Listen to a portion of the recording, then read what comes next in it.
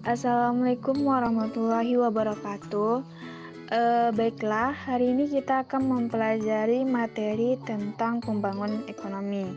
Nah, di sini Ibu akan menjelaskan sedikit materi pembangunan ekonomi, yang mana pembangunan ekonomi ini adalah usaha yang memperbesar pendapatan per kapita dan menaikkan produktivitas per kapita dengan cara menambahkan modal dan keahlian. Pembangunan ekonomi ini juga merupakan proses multidimensional yang melibatkan perubahan-perubahan terbiasa dan struktur sosial, sikap-sikap mental yang sudah terbiasa dalam lembaga-lembaga nasional, termasuk percepatan pertumbuhan ekonomi serta pengurangan dan pemberantasan kemiskinan absolut. Dalam pembangunan ekonomi ini juga terdapat unsur-unsur yang mana unsur dalam pembangunan ekonomi ini adanya proses perubahan terus-menerus, timbulnya perubahan sosial, meningkatkan GNP per kapita, dan berlangsung dalam jangka waktu yang panjang.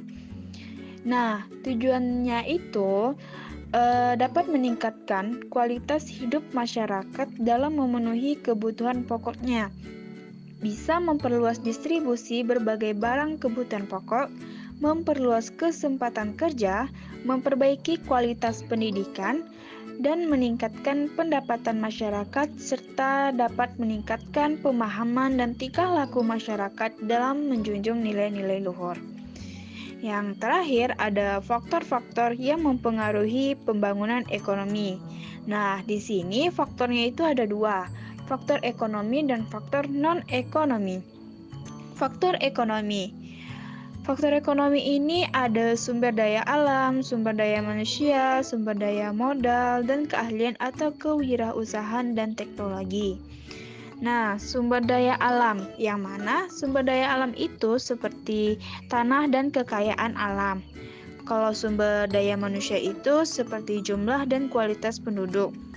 Kalau sumber daya modal itu meliputi barang-barang modal. Nah, itu ada non-ekonomi, yang mana faktor non-ekonomi ini meliputi lembaga-lembaga sosial, keadaan politik, dan institusional.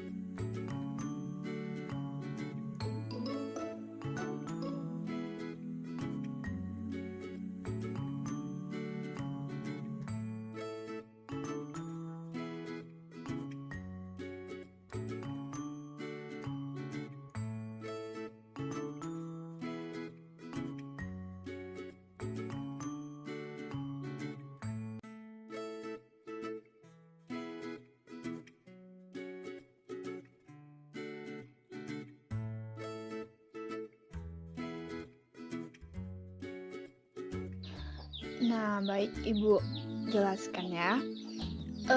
Dalam kriteria pengukuran keberhasilan pembangunan ekonomi itu ada 5. Nah, yang mana 5 tersebut ada pendapatan nasional, pendapatan per kapita, distribusi pendapatan, kesempatan kerja, dan stabilitas ekonomi.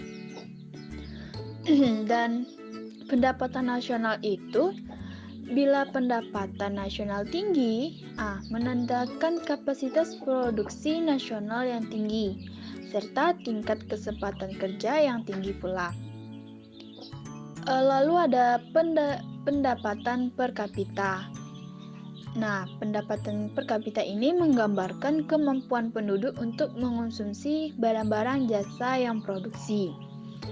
Lalu ada distribusi pendapatan. Nah, bila distribusi pendapatan belum merata atau tidak, ketimpangan akan berpengaruh pada faktor investasi produknya. Lalu ada kesempatan kerja. Kesempatan kerja ini bila ditingkatkan, kesempatan kerja tinggi, maka masyarakat itu mampu lalu memperkembangkan ekonominya dengan meningkatkan investasi, lapangan kerja baru, dan perkurangannya pengangguran. Lalu yang terakhir itu ada stabilitas ekonomi. Nah, stabilitas ekonomi itu meliputi stabilitas tingkat pendapatan dan kesempatan kerja, serta tingkat harga pasar produk dalam negeri. Nah, itu ya jawabannya Mariana.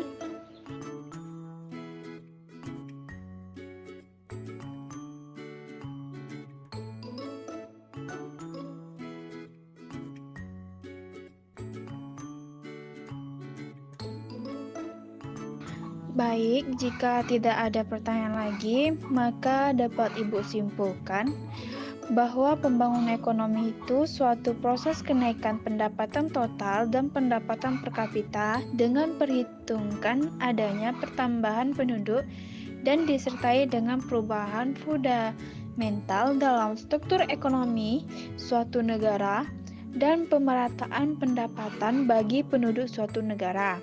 Dalam pembangunan ekonomi ini tidak lepas dari pertumbuhan ekonomi, pembangunan ekonomi, mendorong pertumbuhan ekonomi, dan sebaliknya, pertumbuhan ekonomi dapat mempelancarkan proses pembangunan ekonomi.